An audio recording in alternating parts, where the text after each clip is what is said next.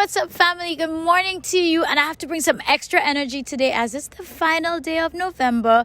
So everybody who's born in this month, I hope you'll celebrate it, you'll enjoy it. You'll have to clear the room for us December borns, okay? Because our day is literally one day away. And we come in for it. We come in to celebrate. It's been a tough year, so we have to enjoy. But, I don't want to cause no rifts. So we want to make sure you continue to enjoy. So welcome to DBS this morning, people, as we get ready to close off November and officially kick off the festive season. So I'm Sheila Mendes, your morning host, and right now I want to wake you up in the know. I'm so happy that the sun is out today. So you know what that means?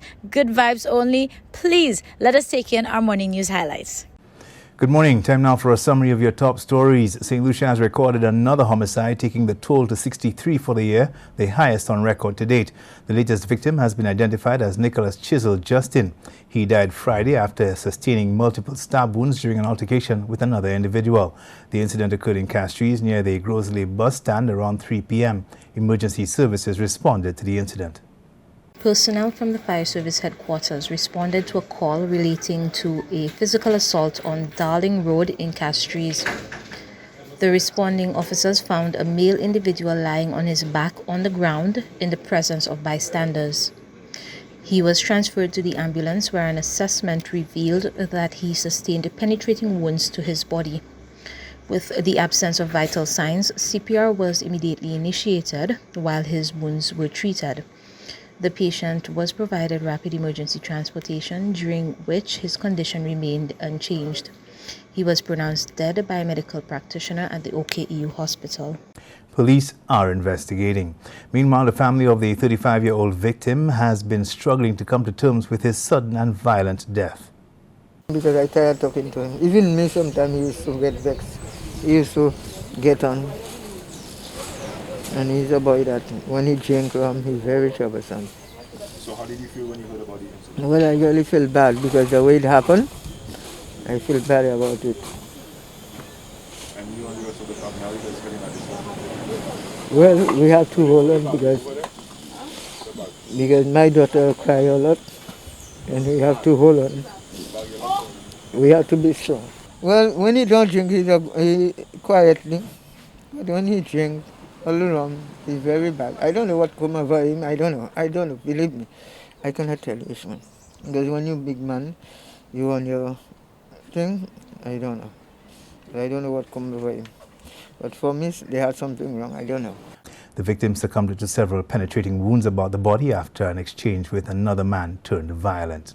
In other news, the president of the Grosley Minibus Association, Danny Edward, is questioning why minibuses weren't allowed to carry 13 passengers instead of the 12 now authorized under revised protocols.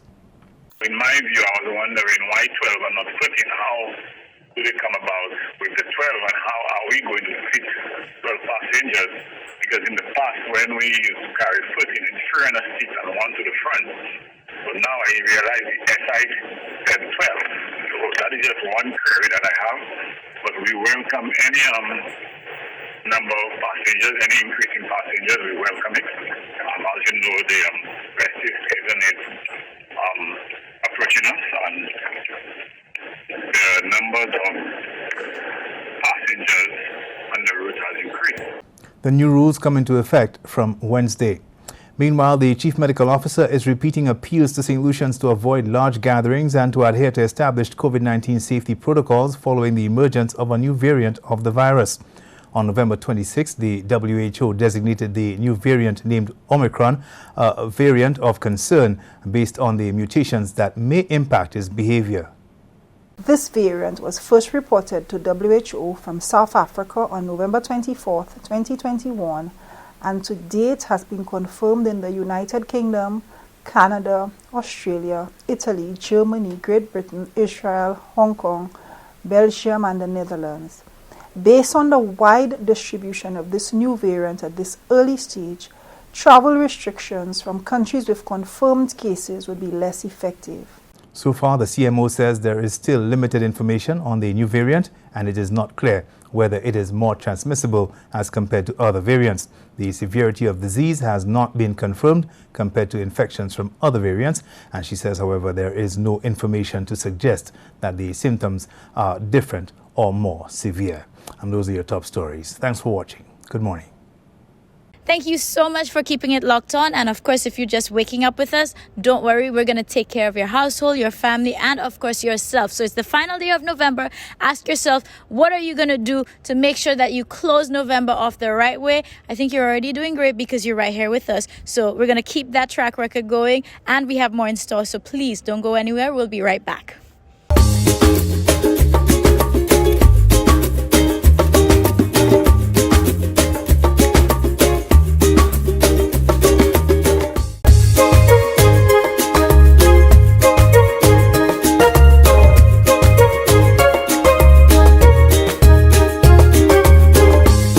Good morning again, family. So of course it's DBS this morning, where we want to keep you in the know. And again, closing off November means that I need to further remind you that it is Diabetes Awareness Month, and though it's the final day for the Awareness Month, our health, living with diabetes, or even taking the right steps, practices, habits, and making the right choices does not end in November only. So I want to close November off and Diabetes Awareness Month with this segment where it further educates us, and this again is coming from our government, on the proper habits. We kind of had a part one to that already. This one is going to focus on nutrition, because again, this is a great way to help you live better with your diabetes, or of course prevent you from going down that line. So let's keep that at the forefront and take note.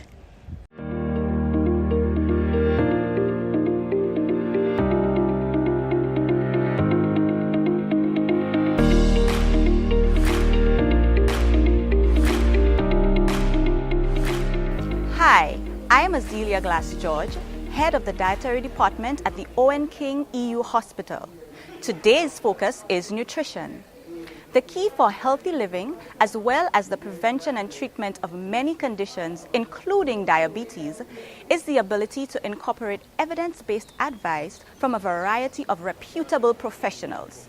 This team of professionals who work seamlessly together include, but are not limited to, doctors, nurses, physiotherapists, radiographers, personal trainers, and dietitian nutritionists.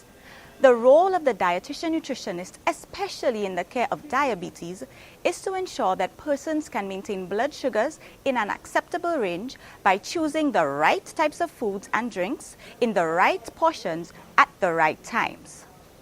There are some key areas that we should pay particular attention to. These include limiting foods and drinks that are high in added sugars and consuming more water daily. Selecting smaller food portions and eating healthy snacks 2 to 3 hours after a meal spread out over the day. Making your carbs count by choosing whole grains, legumes, ground provisions, fruits and vegetables in the correct portions daily, which will help limit sources of refined, empty-calorie carbohydrates. Enjoying lean sources of protein such as steamed fish and baked chicken breast. Incorporating a meatless day or two in the week where peas and beans and mushrooms feature. Eating less saturated fat and focusing on healthy fat sources such as avocados, roasted cashews, and almonds. Limiting your consumption of alcohol if you choose to drink. Be sure to discuss with your healthcare provider. Using less salt. Challenge yourself to less than a teaspoon of added salt on most days. In addition, because we are all created uniquely, your dietitian nutritionist will work hand in hand with you and your healthcare team to formulate an individualized nutrition care plan incorporating the key areas above that is tailored to meet your needs. So, how do you find us? We can be found at the hospital tending to both patients who are admitted on the wards as well as external referrals via appointment through the Dietitian Outpatient Clinic, which takes place from 8:30 a.m. to 12 noon on Mondays and Fridays at the Owen King EU Hospital, and from 8 a.m. on Fridays at the St. Jude Hospital. We offer both face-to-face and teleconsultations. Contact the respective hospitals directly to book an appointment. Our nutrition team extends beyond the hospital to ensure continuity of care and better accessibility for you. Within your community health centers and polyclinics, nutrition officers provide individualized counseling sessions and group activities via appointments and walk-ins. contact your closest wellness center to book an appointment. Finally, for those of you who would like to contact a dietitian nutritionist privately, there are individuals who have private practices offering face-to-face sessions as well as teleconsultations. Your referring doctor or any member of the hospital or community nutrition team can assist you with the contact information for such persons. Let's help prevent and treat diabetes together.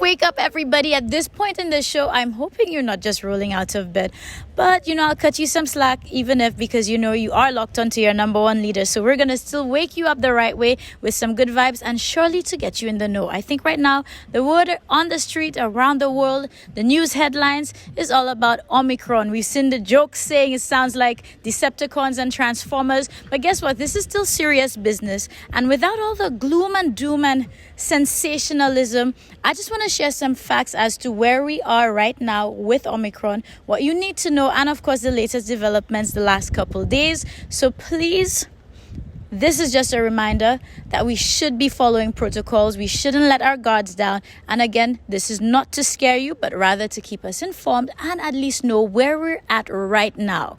Check it out.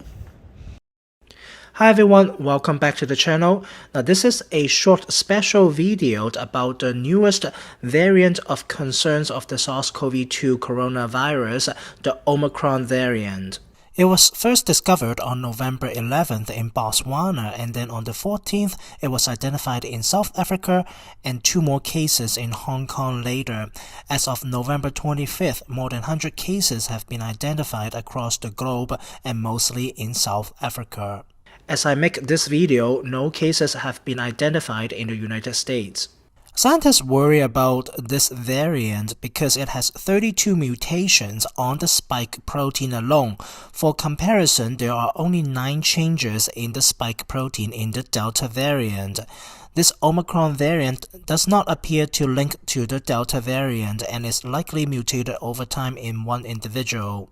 So Dr. Jeffrey Barrett, the Chief Scientific Officer at Nightingale Health, posted this graph on his Twitter account. Each row represents a different mutation. The left-hand column is the location of the changes. The right-hand column or color correspond to what we know or don't know about those changes. Red means bad. Basically, there are 9 mutations on Omicron that we've seen in previous variants of concern. And purple, these are new mutations. That is, we have not seen in other variants of concern, but we have lab data suggest that they are a threat. Yellow means probably something because of their location, but we don't know what they mean yet. We have not seen it in other variants of concerns previously. Blue means we have never seen these changes before. They may mean something or may not mean something at all. We don't know yet. We need more data. And green, this is a mutation that has been present in all of the variants since early 2020, so it is not to be of a concern. Now, slide from South Africa Health Ministry presentation on November 25th nicely summarized the potential impact of the mutations.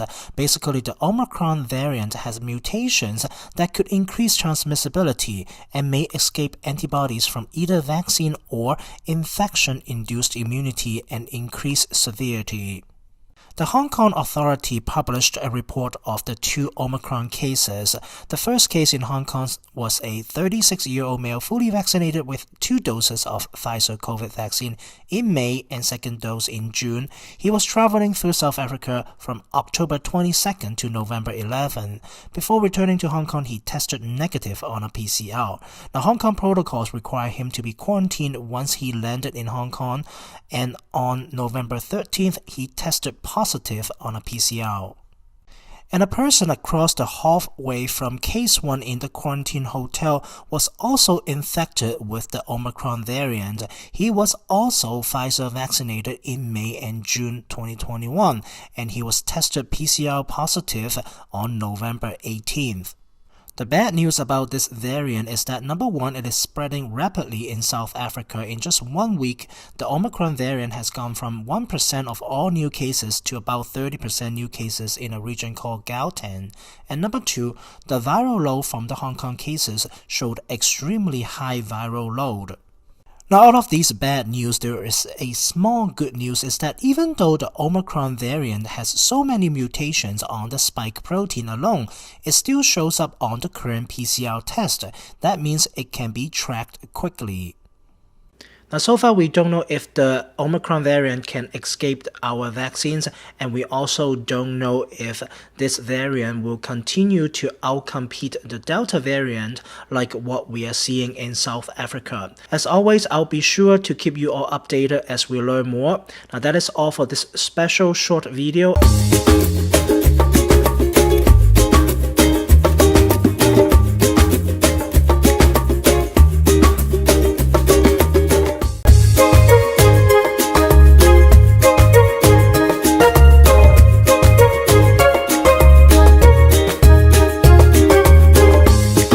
Hello guys, good morning St. Lucia. Brand new day, brand new body part. So we're going on the body. So we have targeted the biceps, the triceps. Today we're going to hit the legs area. Remember, that's one of the main body parts that help support the body. So today all you need is your broomstick, your cutlass, your pipe, your fork, your curtain rod. That's what we need today. So we're going to show you 6 to 7 exercises that can be done at home in the convenience of your house. So, first of all, after we get up, we pray, we all stretch up and thing. The first exercise we're going to do, we stretch out the body a bit, so we're going to go with stiff leg deadlifts. So you're going to hold whatever pipe apparatus you have close to your leg, and then slide bending your knees, look ahead of you, we're going to slide down and up. Going to feel the stretch in the legs. 1, 2. Remember, keep looking ahead so your back will be flat. 3, 4. Yes. 5, 6, 7, and 8. Excellent. This is called stiff leg deadlifts. Understand? Despite the fact that anytime you're standing, any standing exercise, you have to maintain a slight bend in your knee always, or in your elbows always. So that's one exercise. So the next exercise we're going to do something called Jefferson squats. It's going to be a bit difficult, but it's very good for the body. So you're going to stand up like you're in a walking position. Stand up in a walking position, then you're going to squat down. So watch how the angle is. You hold 1 forward and 1 to the back and stretch forward. This, I call that the Lindell Cardass, known for that exercise because he loved the whole formation. Anyway, you squat down, you come up and squeeze. 1. Ensure that your knees don't pass your toes. 2. Keep looking ahead. 3. Body straight. 4. Note where my hands are holding. 5. 6, 7, 8. Excellent. It's called a Jefferson squat. Again, ensure that your knees don't pass your toes. If your knees are passing your toes when you're squatting, you are wrong. So that's 2. So number 3, we're going to go into a squat. Again, do not put the bar on your neck area. You have a soft bone there. You can damage it without no injury. So put it on your trap area. You understand? So we're going to go into a regular squat. Again, when you squat, ensure that your knees don't pass your toes. So you push back to the side. Now you don't want to bend forward. You more want to sit. Okay, now when you sit, everybody want the apple bottom. The ladies, so you want your ready to roll down. So go as low as you can. Sit on your calf. 1. Come up and squeeze. Sit on the calf.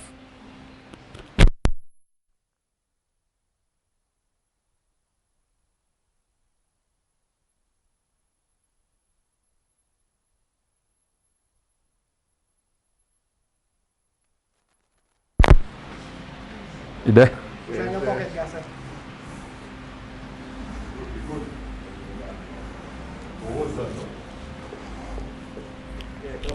Continue. Remember, you're sitting on the calf. 3, 4, 5, 6, 7, and 8. Excellent. Ensure that your back is as straight as possible when you squat. You go down and your knees are not passing your toes. How many exercises was that? 3. All right, so we're going to go down into a sumo squat. So as wide as your feet can go. Space your legs as wide as you can. And you're going to come down to the bar. So hold your form, grab. Ensure your knees not past your toes. And up, squeeze. 1, 2, 3, 4, 5, 6, 7, and 8. Excellent. So that's 4 exercises for legs. So guys, it's easy, can be done at home. Understand? So whatever broom, mop stick, whatever you have, just slight weight on it and we're going to hit the calves. Let's go. Calf raises. We're going for 36.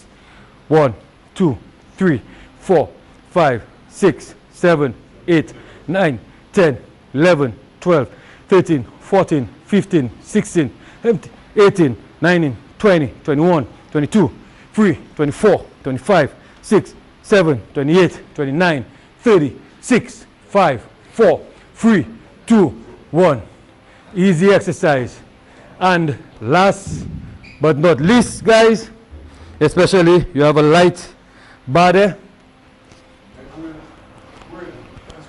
Hold on. While they're crossing, just hold it up. Make sure it's supporting on your shoulder. Forward. And then we're going to squat with it. Okay, we're going to go. Let's get it. 1, 2, 3, 4, 5, 6, 7, and 8. Excellent. So St. Lucia, remember, if you want to build 4 to 6 reps, easy, take your time. You're on the tone, 8 to 10, 10 to 12, and you're on the rip, 12 to 15, 15 to 18. Remember, you have to be disciplined about it. Remember, a fit and focused lifestyle. Good morning.